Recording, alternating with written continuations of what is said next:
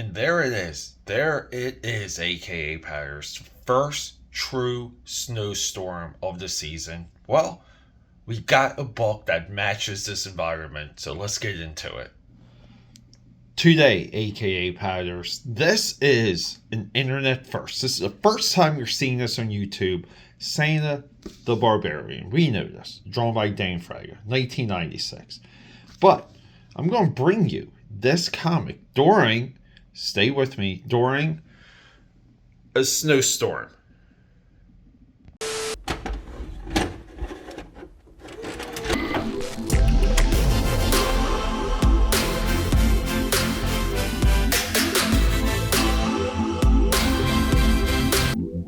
Santa the Barbarian, Maximum Press, Rob Liefeld, Fraga, Mhan.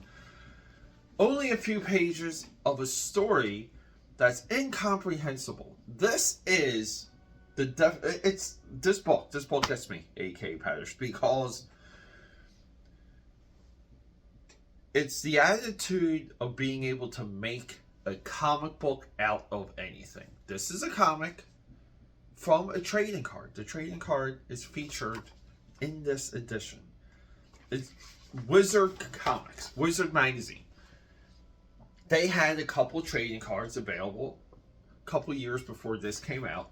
Rob Liefeld did one, Jim Lee did one, Todd McFarlane did one. The Todd McFarlane one is some like weirdo cartoon Santa Claus. But Rob Liefeld actually does what Rob Liefeld did during this time. He just makes a cool looking character that kind of like already has a backstory. So naturally, it would just make sense that Rob Liefeld goes from a trading card into a comic book. We can do this. This is easy.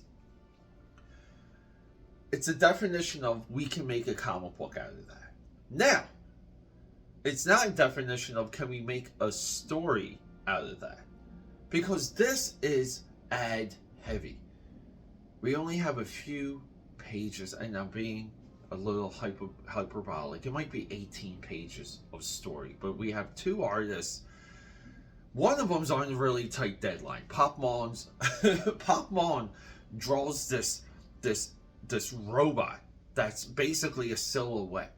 It's called Tank to fight Santa Claus. But we have Fraga doing some kick-ass illustrations and doing what Fraga eventually is able to do, which is just draw. Fraga, in my opinion, does eclipse Rob Liefeld in just overall illustrative ability, storytelling, all of it. Fraga does. He's like the Obi-Wan. He kills his master. Maybe. No, Darth Vader kills Obi-Wan. He's like, Fraga's like Darth Vader. And Rob Liefeld's Obi-Wan Kenobi. And Darth Vader just takes out Obi-Wan Kenobi, right?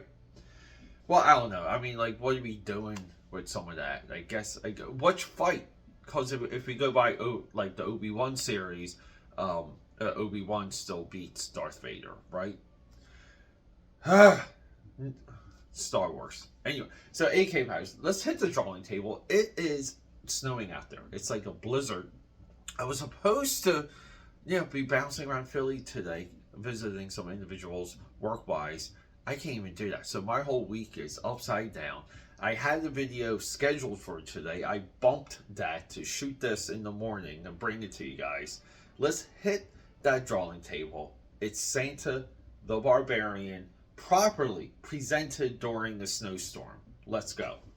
Before we hit that drawing table, AKPWS, from my first intro shot to now, it's gotten a hell of a lot worse. But there it is. And there it is, AKPWS, as promised. Santa the Barbarian. Let's fix those lights. Coming to you from Maximum Press. Now, I just wanted to... I'm in a very snowy mood. I just got a preview. I know I previewed. We will do a little bit more of a deep dive on Snowman, leading into Christmas, leading into the 2024 holiday season. Didn't quite get there. These are coming. That's what she said. So we gotta get into Rob Liefeld. Rob Liefeld is our publisher right here. Publisher Rob Liefeld. We know the guy. He takes so much credit for evergreen, quote unquote, evergreen characters. He did give us Shatterstar. He did give us Deadpool. He gave us Domino, but here's the wild thing. This Domino is actually a double. So Domino's first appearance in New Mutants 98 isn't quite Domino, and no one's corrected that, by the way. But that's a duplicate. But yeah, this is a double-sized rockin' and rolling, like Rob Liefeld, not quite at his height. This is him borrowing a lot from Frank Miller and Ronin. But yeah, this is Rob Liefeld just kicking ass.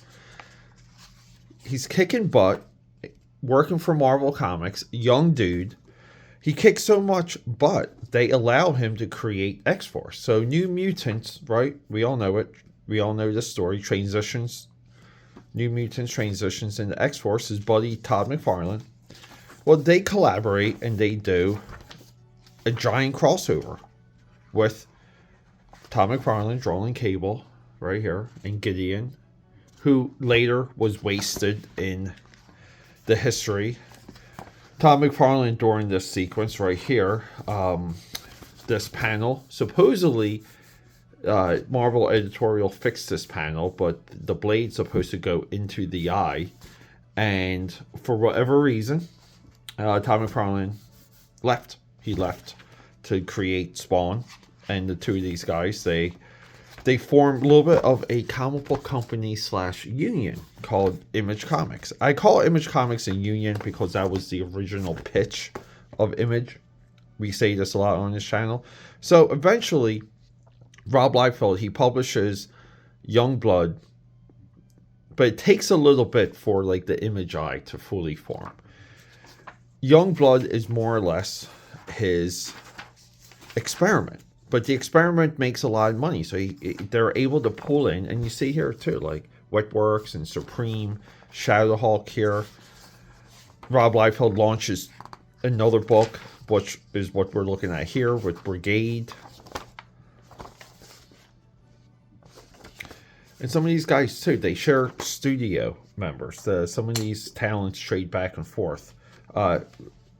Scott over here becomes a permanent member of Wildstorm. He goes to Jim Lee. Is he even credited? Paul Scott.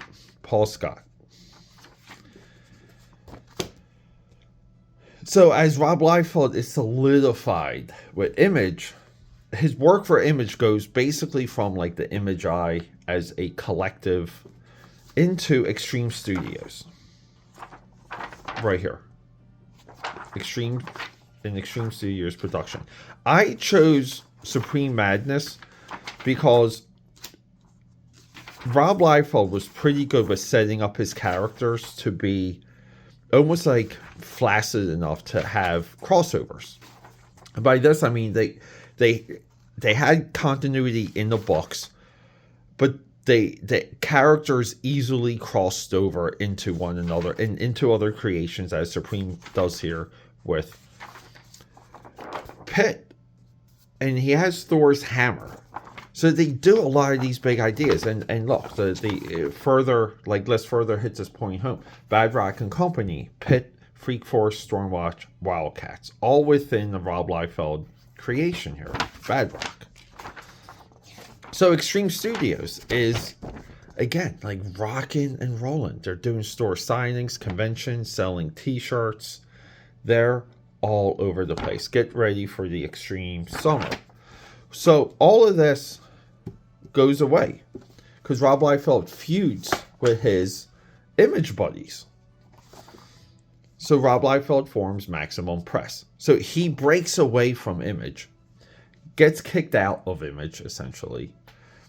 Rob Liefeld later just wants you to believe he left Image. He got kicked out. He says this on his podcast. He got kicked out. So he gets a new investor, Money Boy here. They do Awesome Comics. Rob Liefeld's greatest publishing effort. And Awesome Comics, dare I say it, it's just awesome. A lot of good books. Again, all of the Rob Liefeld added to. Supreme is at issue 53 now, written by Alan Moore. But Awesome Comics is just, it becomes a staple of the era, but it comes and goes. It doesn't last long. And a lot of you only remember Rob Liefeld for some of his Captain America work, which is, it's maligned online. People trash this work. So along the way, though, it essentially goes extreme. The Marvel work, Maximum, Awesome. That's kind of what the layout is. But I put Captain America in its separate category because we see that his studio, what he has from Maximum Press, it flows right into Marvel. A lot of people, there's a lot of good ideas from these books, and we're going to get into that later. That's an upcoming video. So he does this return to Image. He comes back with Robert Kirkman. It's a time-traveling, back-and-forth adventure with characters that just look cool. The Rob Liefeld method. But this only lasts, I think this only lasts like 3 issues. This is the last issue of this. And then at this point, everything else Rob Liefeld does, it comes and goes. It's 1 issue, it's 2 issues. That's his pattern. We look back at the extreme era with rose-colored lenses because we just want this level of frequency from Rob Liefeld and his creations. We look back at his Marvel work with him being able to complete 6 issues of Captain America, 6 issues of Avengers within his studio. We look back at the Marvel work because we want frequency. We look back at Awesome and we say to ourselves, what could have been? And we love his early work because we see where he goes, right? Like, we really see this arc. So, a lot of what we went over, it basically flows right into this edition. And we're going to start from the back cover. If you really want to see the height of Rob Liefeld, it's Captain America 6. For some reason, everyone at this point in comic book history, they were still talking about the right here. Let's get the yellow colored pencil. See, there's a yellow. There's an eagle on Captain America's head. We see it. It's right here. The eagle.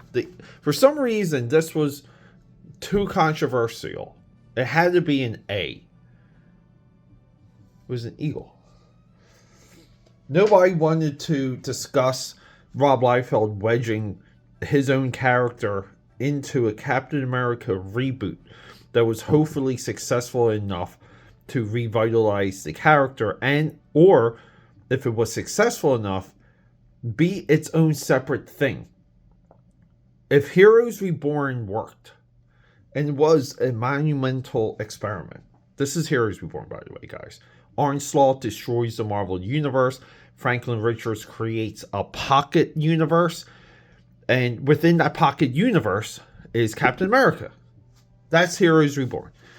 See, it's not about Rob Liefeld wedging Cable into Captain America 6. It's this. Alan Moore Supreme. Chronicling the monthly adventures of the most powerful man in the universe. And we get both logos here. Maximum Press, Extreme Studios. Prophet action figure.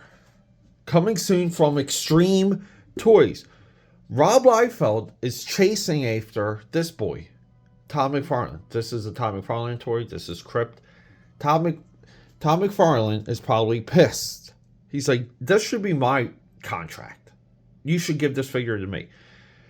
Rob Liefeld's coming after Jim Lee, who has a whole toy line of himself. Wildcats, Playmates. We don't know if Tom McFarlane would even have taken the price. He probably would have. Because a profit figure by McFarlane Toys at this time would have sold. It just would have sold. But we get Extreme Toys. We have the money. See, all of Maximum Press at this time was propped up by 2 regular books. And this is all you need. If you guys want some of the economics of comics, you you just need 2 regular successful books. Evangeline and Glory. Scott Clark here, who Rob Liefeld, this is wild. Evangeline Armageddon. Your flagship character, really. No joke. It's also Rob Liefeld shares the rights of this character with another individual. Maybe we'll do something in that coming soon. Scott Clark. Rob Liefeld later trashes Scott Clark on the New 52 over some grifter pages that Rob Liefeld basically uses Scott Clark as an entire scapegoat on Twitter. Scott Clark, R.I.P. We give a lot of respect to Scott Clark. He was a veteran warhorse, came through the Indies. Jim Lee put him on Stormwatch, and because Stormwatch was such a well-drawn book, he did some good. He did a great reboot of Alpha Flight for Marvel. High and low, Scott Clark, R.I.P. We have Incredible Hulk vs. Avengers. The battle begins December. Enough said. Rob Liefeld is pushing his Marvel books in his Maximum Press books. Tom McFarlane is just we know this from multiple sources. Tom McFarlane hated this idea. He wanted Tom McFarlane wanted he really did. Tom McFarlane in a large way wanted to hold back Jim Lee and Jim Lee and Rob Liefeld. He didn't want those guys touching Marvel characters ever again. Only original creations. Which is wild, because it's hard to create a book that's monthly, regular, and good. It really is. It's rare. Tom McFarlane, you can say what you want about Spawn, but Spawn after 10 years took a nosedive. No one even remembers the vampire issues or the vampire saga part of Spawn. So this further divides Rob Liefeld and Tom McFarlane. It really does. We have Cabot Bloodhunter, Rick Veitch. This should get you excited, and it did. A lot of people were ready for this. Alan Moore's boy, Rick Veitch. Rick Veitch too, solid work on Swamp Thing. The dude had street credit, illustration. He could illustrate, he could draw, he could just create ideas. That's Rick Veitch. This comes out, it's one issue. Here we go. Prophet Cable. Now we got two Cable crossovers here. Rob Liefeld just kicking ass. Well, AKAPADers, you wake up early, you get your coffee, you get inspired to do a new video. You just straight up, I woke up, I got inspired. And I wanted to format this, saying the Barbarian, in a particular way, really stemming from the ads. Well, we keep getting phone calls, we keep getting emails, we even get people knocking on our door. It's been a busy morning, but keep going forward. Cheers to all of you. We left off with Prophet Cable, Extreme's Eternal Warrior, and Marvel's Mutant Commando unite to battle the evil forces of Crypt and Kang the Conqueror. Up until the MCU, Kang the Conqueror was a throwaway trash villain. He was, you kind of had to use him because he was really the top villain for the Avengers. Later, Kurt Busiek just solidifies Kang in Avengers lore with Avengers Forever. Rob Liefeld goes, when he does Avengers, he does the right route. He goes from Loki to Kang. And Kang, I believe, premieres in issue 3 of Rob Liefeld's Avengers. We have John Sybil here. Look at John Sybil's detail for some of these cracks. Like these here, like with the screws. Rob Liefeld even draws a decent spaceship here. But yeah, another ad featuring featuring Kirby, Domino, and Blacksmith. Blacksmith connected to Rob Liefeld's work on X-Force and New Mutants. Domino, Rob Liefeld's co-creation, and Kirby. And here we go. This is the most fascinating of all of these. We have Shaft. Youngblood's most popular member goes solo in a special story brought to you by writer-artist Rob Liefeld, Maximum Press, Extreme Studios. More Extreme toys here, AKPWS. This never comes out. This image alone, which was later used for I believe, an alternate cover, Youngblood Volume 2, issues 18 or 19. Fact check me on that. The Rob Liefeld big feet phase. We see it here with Cable. We see it with the previous ad. Even here, more Cable big feet. People were ready for this though. This definitely 1000% had people excited. Now, I don't know if this image has been sourced out. I always felt like Rob Liefeld heavily borrowed this from something. Probably from manga, probably from anime. I don't know if the interwebs uncovered it. Maybe I'll do it. But yeah, never comes out. Newman, another workhorse by Chris Spruce, who later does stellar work with Alan Moore on Supreme. Eric Stevenson on sale now. This is like the second iteration of the team. We have upgraded members. We have Exit. This is Dark Exit now. Great character, great hook.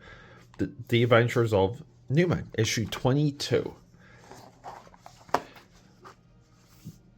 Newman and Supreme are like the two titles that come from the Extreme era that fold into Maximum Press, that are those steady sellers. But the ones that people ordered, as previously dictated, is Evangeline, Glory, and then, Supreme just popped around this time. And then we have Newman.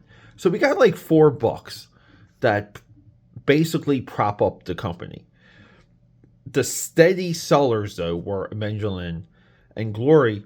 And we can say Supreme, but again, Supreme needs Alan Moore to sell. The spike you get from this, is not going to last forever. So just from a publishing standpoint, you got 2 Evangeline books. Cabot only lasts 1. Cybrid, I believe, goes 4-issue miniseries. Glory continues. Shaft never comes out. Prophet Cable comes out. Youngblood Super Special here. I believe that this does not come out. So it's already, it's a bad track record just from a publishing standpoint. The publisher, Rob Liefeld, well, he's accountable for this.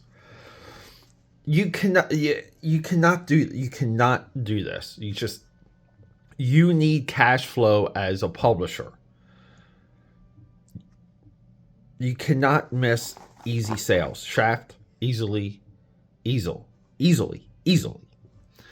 So much so, right? They're pumping the stock with a figure. I mean, Shaft gets a new look. He gets a book. Youngblood's most popular member goes solo in a special story brought to you by Rob Liefeld. Never comes out. And we get a little write-up here saying to the Barbarian, which is great too, because this is the context. This adds history to this very edition. Saying to the Barbarian made his first appearance in the hard-to-find chromium trading card that was polybagged in the early issue of Wizard magazine, as shown to the right. and has returned to wreak havoc on all comicdom.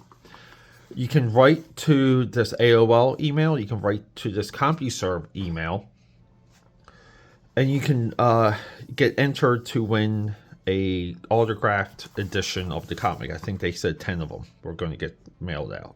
So, right, not too bad. This is how you give back. So, here we go.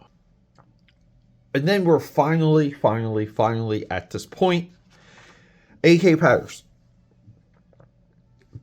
And before we go any further, I just want to say, I view this as the cross. I mean, I had such a revelation going through this issue and reading this, that this is the crossroads of Rob Liefeld's career. This is the legitimate intersection. This is where one road meets the other, and we get like a 0.0. Hopefully I illustrated that with prepping you on Rob Liefeld's history and setting you up as Rob Liefeld as a publisher. With that, let's make a comic book from a trading card. We don't have to have a story. That's what happens here. You can make a comic making a story from a trading card. That's where there's some talent in that. In this, I have no qualms against Pop Mhan or Dane Fraga. Dane Fraga, I believe, sold everything as an illustrative power. Pop Mhan literally seems like he had a 2-day deadline to crank out pages. And Pop Mhan later, Maximum Press comes out with this anthology independent comic book called Asylum. And Pop Mhan's contributions for that, I believe, are black and white. And it might be his career work. We will highlight that because Pop Mhan he's just not in any conversations. He's not even in any Rob Liefeld conversations. He's one of the great pickups from Rob Liefeld, as Dane Fraga, who later, well, he's our Darth Vader slaying Obi-Wan Kenobi. We have a lot of colors here, extreme colors, color effects, quantum, extreme colors here. I mean, like there's like 20 people involved. And we also have a special thanks to Pat Lee. Interesting, right? Pat Lee was probably slinging ink, helping on some level.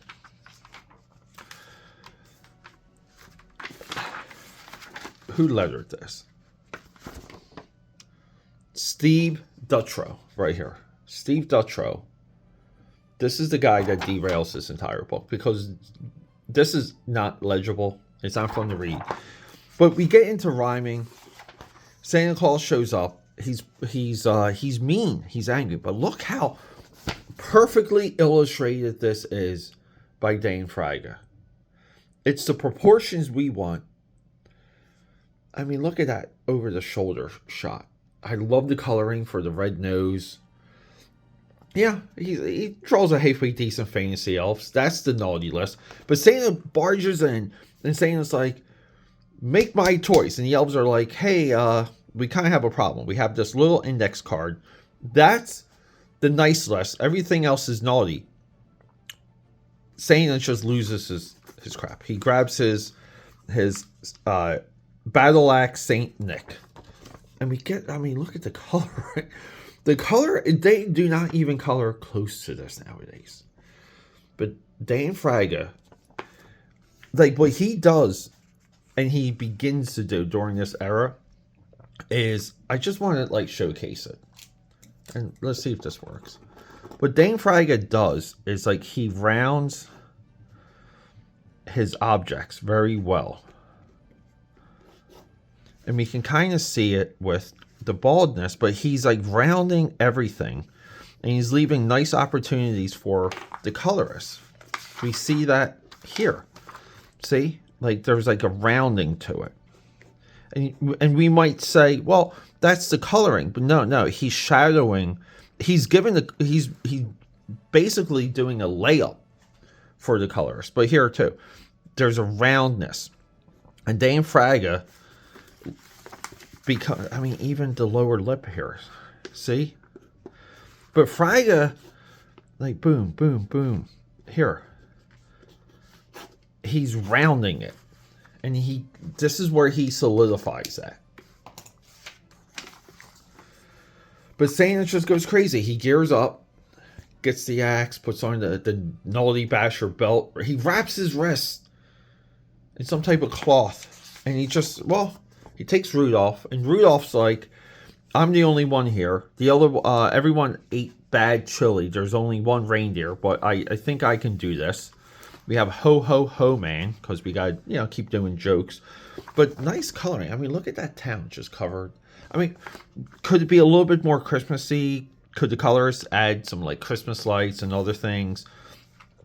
Maybe like for coloring wise, we kind of add like a couple, like lights coming from the doors and coming from the windows. But it's there. We all know what Pat Lee's contributions are.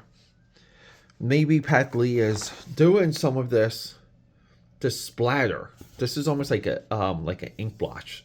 This, to me, if I were to identify how this happened, it would be one of those natural sponges. There's like beauty, not beauty sponge, but they're like those broken up looking sponges, but they're supposed to be natural. They're not supposed to be. They're from the ocean or whatever.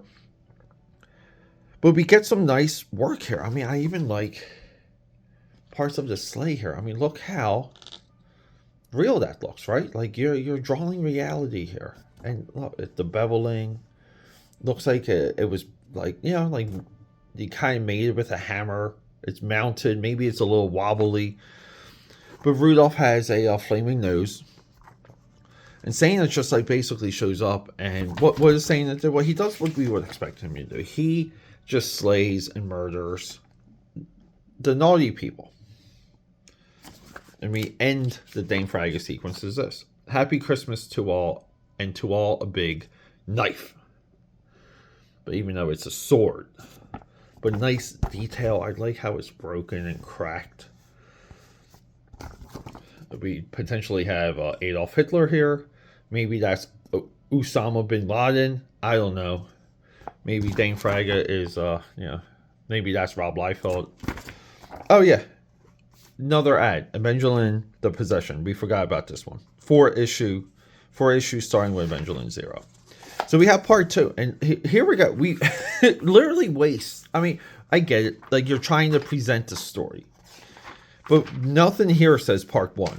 Right? But anyway, this is filler. So, quick read. This all rhymes. It's okay. Pop Mhan does draw some really nice faces here. Some kids' faces. We always point out people with the illustrative power to render children. So Santa Claus, he's basically got laser eyes. The elves are on strike. And Santa needs to fight Tank, which is a giant silhouette with splatter. I mean, this, we know how much time this took. The borders, by the way, guys, this is incredible. This is very Chris Bachalo, steampunk from Cliffhanger. We'll get into that. Chris Bachalo's run on Uncanny X-Men. We will get into that. This is what he would do. Like, he did stuff like this all the time, but he always did like a checkered pattern. I love that the borders are candy cane. And it makes you want every border to be candy cane. That doesn't happen. But Santa fights, kind of. More silhouettes, more black. Nicely drawn children. And there we go. And we just like jump cut. It just literally is like a hard jump cut. We jump to Santa's, North Pole, and he's got the girl. Which is kind of funny because based on the trading card, we would want the girl. Mrs. Claus, right? And then we want something with the candy cane stuff. And I love how, like, Rob Liefeld, like, he does design a nice looking Barbarian Santa. I love the giant mustache and the braided beard. Like, all of these things really didn't come through.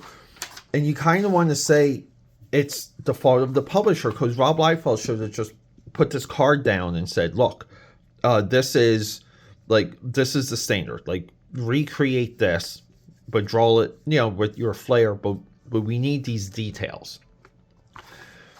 And, we get this, like, the blotches here. Like, blotch, blotch, blotch, blotch, blotch. It doesn't communicate. It's drawn too quick. But, we get some, like, again, Pop Mhan draws children. And these elves really well. He does this shading with the nose that I love. I don't know why. I just always like that. But, yeah, Santa beats Tank. I guess, like, suppresses the elves' uprising. So part 1 has nothing to do with part 2. The styling end. The styling end. The end. Styling. I don't know. Most of this is ads. Isn't that crazy? I would think if you paid $3 for this, which was a premium during this time, this really should have been like $1.50. Should have been $2. They should have printed this and put this out as a loss leader. They should have put this out as a part of the publishing catalog, meaning let's get something out during Christmas. Something like this does have its purpose. I love that it's part ad though. Like, it tells us so much of the story of Maximum Press. I don't know though, but I think if you paid full price for this back in the day, you would have cursed Rob Liefeld. You really would have. Dane Fraga though, killer cover. I just like the coloring for the snow. You can see like the airbrushing and the lasso for some of them. The color holds are great. Even this, the beveling with the little airbrush shots for Santa. This is one hell of a cover. It really is. Dane Fraga sells this.